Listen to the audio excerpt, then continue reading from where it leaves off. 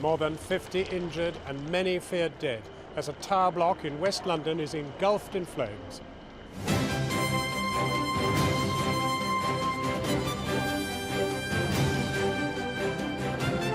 It was really traumatizing. There was people down the stairs, there was elderly, there was disabled, there was kids. It was really terrifying. This is the scene right now. The charred shell of Grenfell Tower in Kensington, West London. Smoke still billowing from inside as fire crews try desperately to extinguish the last of the flames. Good afternoon and welcome to a specially extended Channel 4 News at noon. 6 people are confirmed dead, but that number is tragically expected to rise much higher. Many remain unaccounted for, with survivors telling of a night of horror as the blaze swept through their homes. Children were thrown to safety from the 24-storey tower block, while others waved torches and mobile phone lights on the upper floors in a frantic bid to get help. 200 firefighters attended the blaze and more than 20 ambulance crews with the victims treated at 5 different hospitals.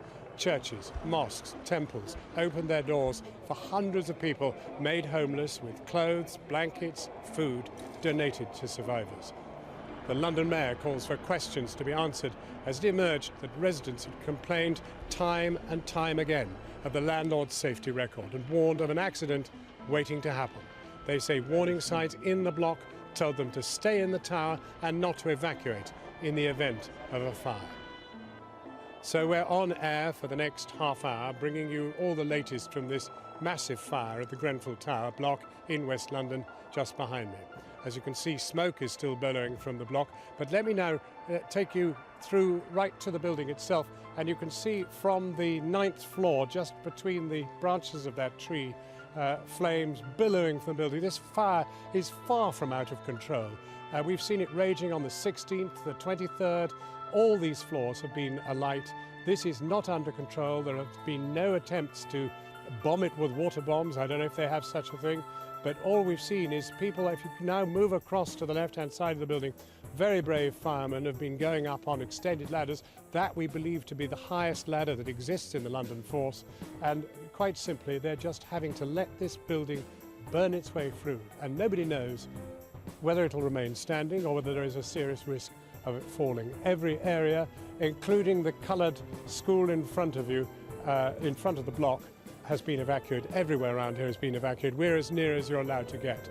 Now, more than 11 hours after the fire broke out, whilst residents slept in the middle of the night, we've no detailed casualty figures yet, but we have been told that at least 6 people are confirmed dead, and the number is expected to rise considerably. Firefighters making their way through the fire and through the tower.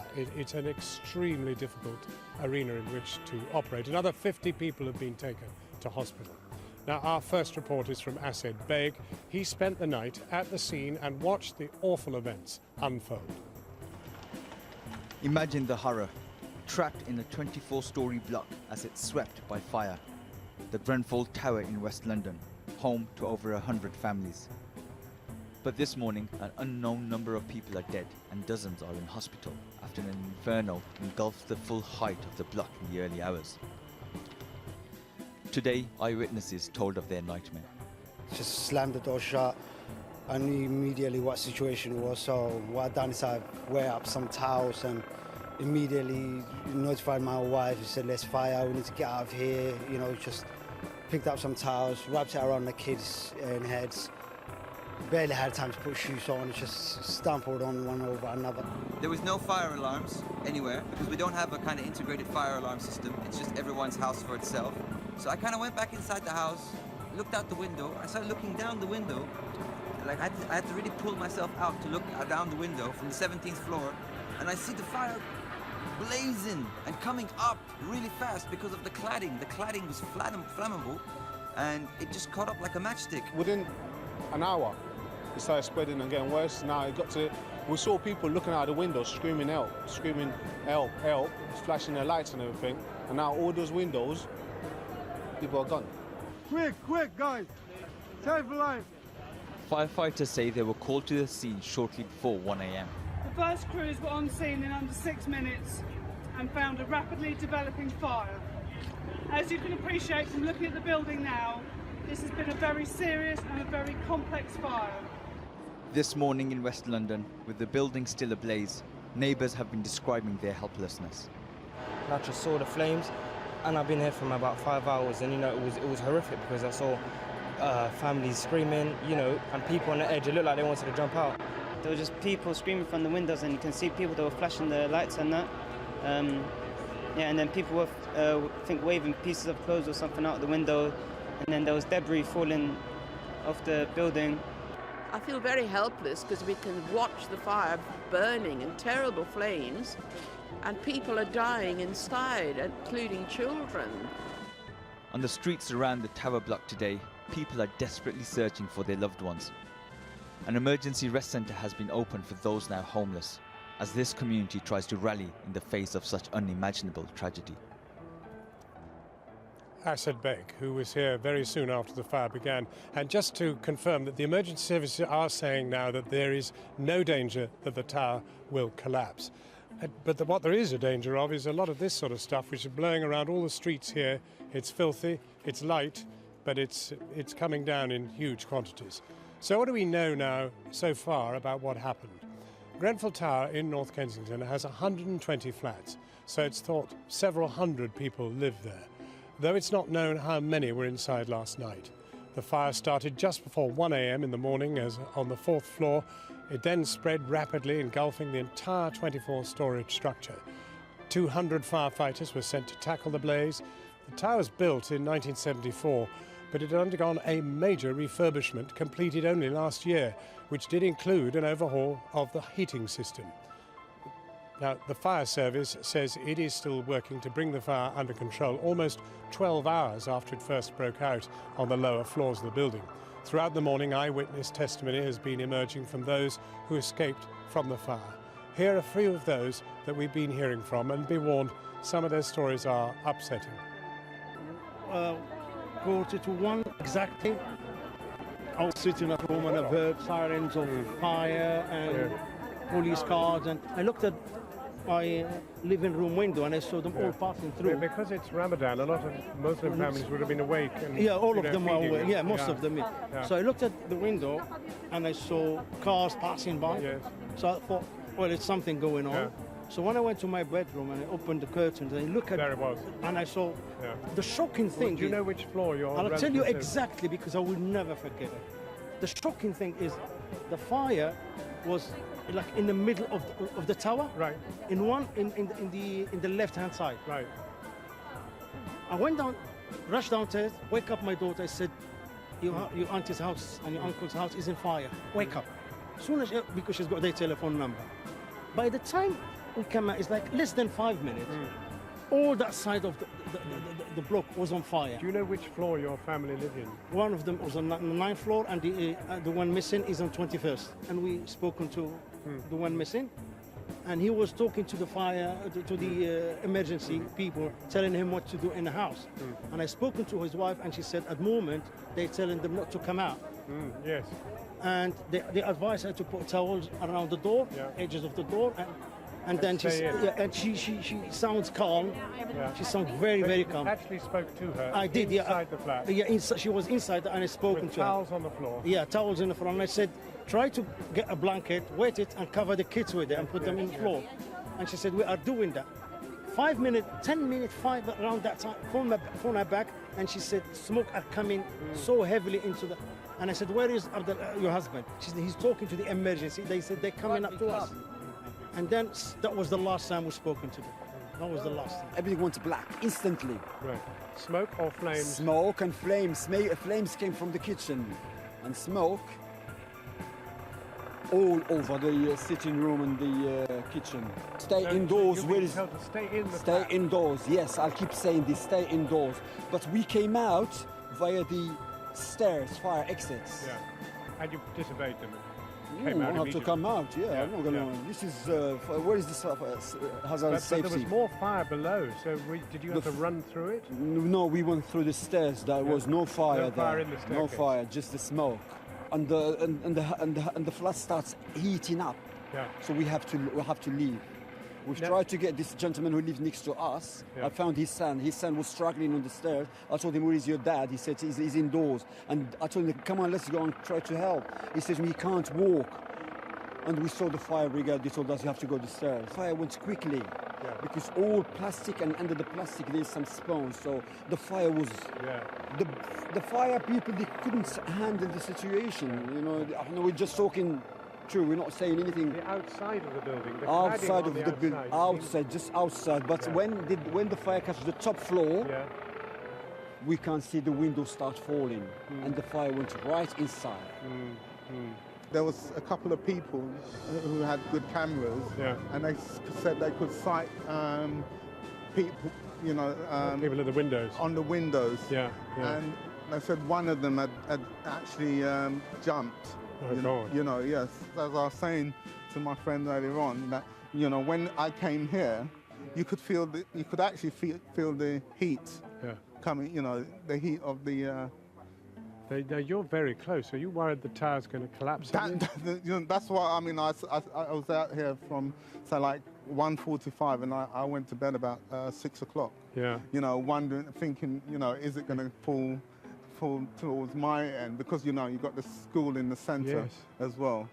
That's been evacuated. Yes, yeah, thank God, yeah. Did you know anyone in the building? No, I didn't, but I went, turned round, you know, I spoke to some of the families that actually came down with their children and actually described what was happening. You know, there was no hardly any passageway through the stairway. They said they left with their life, and they left their other lives up there that's burnt. You know, so all their heritage, their money or whatever is just in that building. Kensington Borough Council, Kensington and Chelsea Borough Council are responsible for this area, and their leader joins me now, Nick Paget-Brown. Mr. Paget-Brown, I mean, this is an estate which you had outsourced to a management company, right? Well, it's run, John, as all estates in Kensington and Chelsea are, by the Tenant Management Organisation, which is a body which represents tenants and leaseholders and is responsible for refurbishment, management of the council's housing stock. Now, are you aware that particularly the Grenfell Action Group, but others, have been warning of dangers in the building? Well, there was a major refurbishment of the tower starting about 2.5 years ago and completed last summer. There were inevitably a lot of issues about that because we were replacing heating systems, boilers, hot water, the windows and the external cladding. And clearly when you're doing that and residents remain in situ, there are lots of issues and points that have to be dealt with. And yes, I know some of the residents were concerned about the refurbishment, but they will have discussed that and been consulted on that by the Tenant Management Organisation. But in the 21st century, this is a human disaster of absolutely catastrophic proportions. And I mean, it's clearly man-made. Well, I'm afraid that is correct. It's an enormous disaster, and our hearts go out to everybody who's been affected by this, everybody who's lost their loved ones, people who are injured and who've been burned, and people who are just displaced and homeless now. And the council is doing all that it can to identify alternative accommodation and to support people who very quickly had to leave their homes. But logically, a tower block, which is not really the way we build nowadays for people living on estates, but a tower block, the first thing you think about is fire. And the last thing that seems to have served these people is any kind of protection from fire. Well, I completely understand this, but there are a lot of tower buildings, high-rise buildings in London in which people live, and all of those as they're built are subject to inspection, fire inspections, fire safety. The materials used have to pass building standards, and there will quite clearly need to be an investigation here. And I'm not going to preempt the investigation. But I mean the eyewitnesses who've talked to us, who watched from outside, saw the outside of the building fueling the fire. In other words, the cladding actually adding to the inferno, as if it was actually not remotely fire resistant. Well, I can't comment on the fire retardants that were either absent or present in the cladding, but it is very clear that the fire spread fast, and there will need to be a proper inquiry into the materials used and the evacuation processes, and we will need to establish why this fire that started in one flat spread so very quickly to the whole building. But it is a disaster. I mean, the idea, the advertisement this gives for Britain across the world, an inferno that you might see in downtown Dhaka, perhaps, I mean, in a tragedy, but really, or in the Philippines. But here, in a first world, fifth largest economy, we've got this ghastly image of a burning tower. Yeah, no, I think everybody will be utterly appalled and heartbroken by the images they've seen all over the media, all over the world this morning. The council shares that heartbreak. We want to see what caused this fire to start and to spread, and to ensure that all the procedures and the inspections and the authorities and the regulations... In a word, can you guarantee that the poorer people who are moved out of here will not be replaced by rich people being built new fancy flats to replace it? John, Can you guarantee it? I really think that's just an awful allegation. In the present circumstances, I'm not going to justify it with a personal undertaking that the people... We've just refurbished this building. Now, I accept that we will have to look very carefully at why this refurbishment appears to have accelerated or made the fire worse than it might otherwise have been. I was merely asking for a guarantee for people who've lived in this block. No, it was refurbished for the people who do live here. There was no suggestion that people who live here should live anywhere else. We wanted their homes to be better, to be warmer, to be better served by the heating systems, and that's why we undertook this refurbishment. Mr. Paget-Brown, thank you very much indeed for joining us. Well, now those residents who managed to escape from their flats in Grenfell are being evacuated to a nearby community centre where they're being offered food and shelter. Our social affairs editor, Jackie Long, joins us from there now. Jackie. This is one of many makeshift help centres which have sprung up around the block of flats since the early hours of this morning. There have been some desperate scenes here today, with relatives distraught, clearly waiting still for news of their families who lived in the flats. One tiny, tiny light, perhaps, has been the many, many people who are volunteering to help. So many, in fact, that they've been turned away from this particular help centre. I'm joined now by two local residents who are still trying to understand how this fire reached such a devastating scale. Ikram Taha, you know people who lived in the flats. You're a care worker who looked after people in the flats. Have you heard from everyone you know? Well, I heard from one, which is a wheelchair, a young mother with 3 children. And we have another lady, which we don't know where she is, with her 2 sons and daughter. And we have a care worker who lives there. We don't know where she is with her son. So what are your thoughts about those people at the moment? You must be desperate for news, clearly. We're doing what we can to make sure their names is registered as missing people. And we've been calling around, checking hospitals.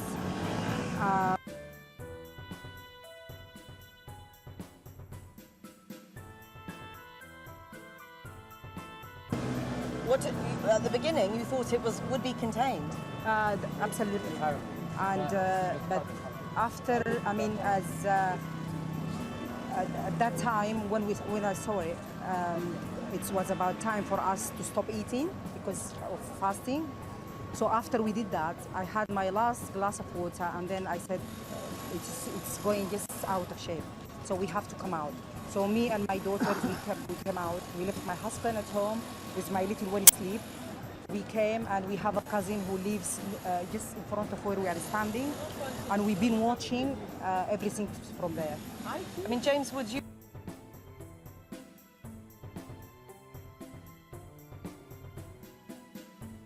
initially?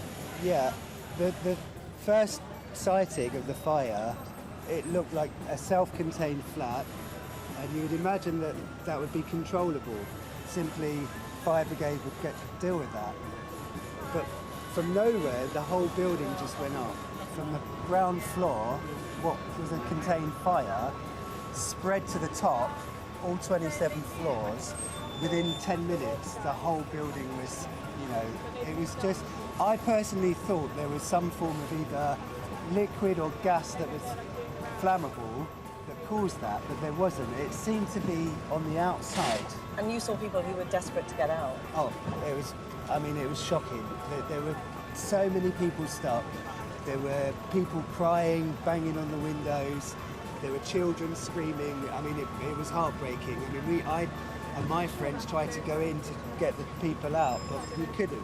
It was impossible. And there's clearly, as well as grief and upset here today, there's a lot of anger, isn't there, for residents who feel that this was a terrible accident waiting to happen. Yeah, I mean, I've lived in this area for a number of years, and this is quite a strong community where people mix, whether they're disabled, whether they're, you know, Muslim, whether, you know, we're just a community of people. And one thing in this borough that we all know is that people with disabilities and mental health are neglected. And that is neglecting their housing, their fire safety is a massive issue. People had raised warnings about exactly this before. I've represented a number of disabled people who can't represent themselves. For the last year, they've been raising concerns with the council that they have no fire safety, that they're not getting fire safety checks, and the council are ignoring these letters. I'm really sorry, we're going to have to end it there. The council will have many questions to answer. Thank you so much, both of you, for joining us. But for now, back to Kathy in the studio. Thanks, Jackie. Well, as we've heard, both MPs and residents have raised concerns about fire safety at tower blocks in the area over recent years. So just what are the possible issues surrounding last night's blaze? Our science editor, Tom Clark, has been looking into what we know. The only means of escape from a tower block is the ground floor. That's why the first rule of fire safety for a 68-metre high building like this is that fires don't spread in the first place. But by dawn, it's reported every one of the 24 floors of this building was on fire. So at Grenfell Tower, what went so obviously catastrophically wrong? As this former fire chief tweeted this morning, "This is a third world type incident that represents a failure of every component of fire safety and building management. No words for this." Residents who escaped are reported as saying central fire alarms didn't go off and that sprinkler systems didn't work or didn't exist. A failure like that, if true, could explain a lot. Residents say they had fire safety concerns for years, even following a 2-year-long refurbishment completed in May last year. I went around, knocked on people's doors and talked to people. This is the kind of concern that everyone had. And there are people in the building with disabilities, there are elderly people, and other vulnerable people. So the exit, there was one fire escape through the core of the building, just the one, and the strategy as communicated to us by newsletters and the like was to stay put, to stay in our properties and await rescue. Now I used to live on the 21st floor. I know one of my neighbours has got out from the 21st floor. I'm not sure how they got out. The whole block was fitted with new windows and plastic rain screen cladding to improve damp and insulation. According to one manufacturer's website, rain screen can encourage a fire chimney effect, if not installed properly. It was implicated in this catastrophic tower fire in Dubai in 2015. It's too early to know if it played any part in last night's fire. Construction firm Rydon carried out the £8.7 million refurbishment of Grenfell Tower. Does the cladding itself come cleared as fire safe and fire resilient? Again, I mean, all the materials that we use, and we have sign-off procedures to make sure that the necessary, fire resilience and fire standards are met in safety terms. Earlier this year, the government was criticised for delays in publishing a review of tower block building regulations following a high-rise fire in South London in 2009. Today's fire makes such a review essential and urgent. Tom Clark reporting there. Well, while we've been on air, the Prime Minister has said she's deeply saddened by the loss of life and will convene a cross-government meeting to discuss the fire this afternoon. I'm joined now from the police cordon in West London by our reporter, Paul McNamara. Paul, what is the very latest? Well, just to recap, the police have said that there are 6 fatalities so far, but they do expect that number to rise. And just looking at the scene of utter devastation behind me, it's not surprising. It's almost 12 hours now since this blaze first started. There's still smoke pouring out. Whenever the wind changes, the flames sort of kick up about halfway up the building. The air around these streets is just thick. It's very acrid, it's very, very pungent, and the roads are full of debris. This morning, The London Fire Commissioner, Danny Cotton, said in 29 years of being a firefighter, she had never experienced anything on this scale. There were firefighters performing rescues up to 19, 20 flights up. And, just to give you a sense of what the feeling's like here on the ground. I mean, like, you can probably hear the helicopters above me, but when they died down, there is utter desolation here. This is one of the most densely populated areas of the UK. The community is quite simply stunned. This is the home of the Notting Hill Carnival. This is a very, very vibrant atmosphere. But everyone here at the scene is utterly stunned by the events of last night.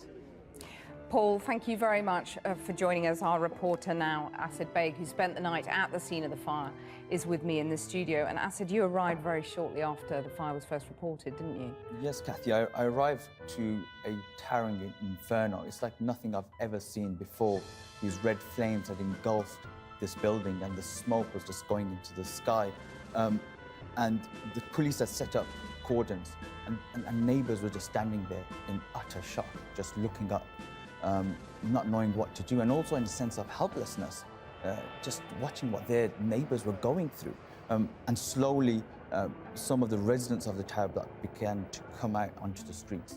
And I saw them embracing, crying, and some desperately searching. I spoke to one man who said he left his flat with his wife, and there was thick smoke as they went down the stairs, and he said she was right behind me. And when he left the building, she wasn't there. And he was crying, he was trying to call the hospitals, and he was going from centre to centre that's been set up for the residents, trying to find her. But also there's been an outpouring of help.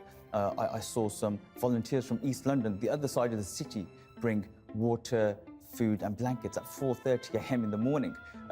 But there are questions to be answered. There are, how did this happen? Why did this happen? And as the days continue and the investigation, the firefighters go into this building, we'll begin to get answers. And of course, a lot of residents have complained in the past about their concerns about fire safety issues.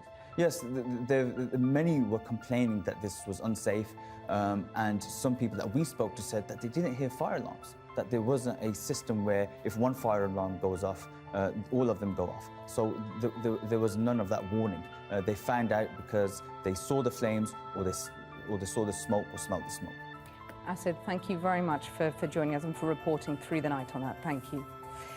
Well, we'll be back tonight at 7 with all the latest developments and analysis from West London. But for now, that's all from Channel 4 News from here and in West London. Good afternoon.